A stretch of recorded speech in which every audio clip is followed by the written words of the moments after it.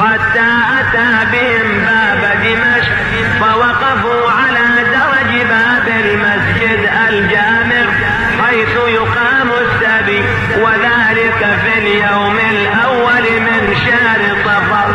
قال الراوي: وجاء شيخ ودنا من نساء الحسين وعياله وهم في ذلك الموضع، فقال: الحمد لله الذي قتلكم وأهلككم وأراح البلاد من رجالكم وأمكن أمير المؤمنين منكم.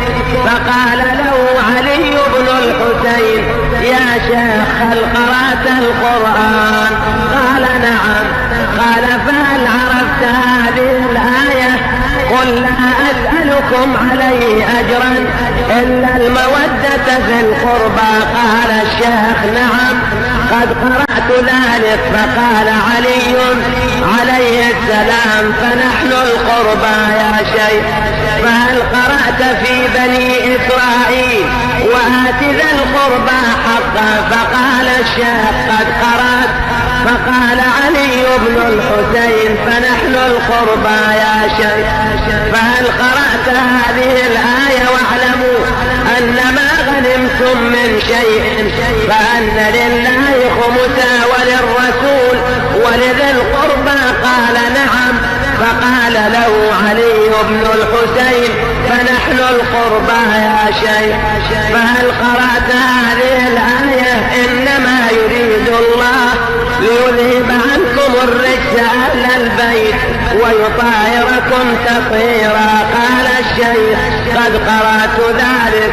فقال علي عليه السلام: فنحن أهل البيت الذي خصنا الله بآية التطهير. فبقي الشيخ ساكتا نادما على ما تكلم به، والتفت إلى زين العابدين وقال: بالله عليك أنتم هم؟ فقال الإمام: إنا لنحنهم من غير شك وحق جدنا رسول الله، إنا لنحنهم.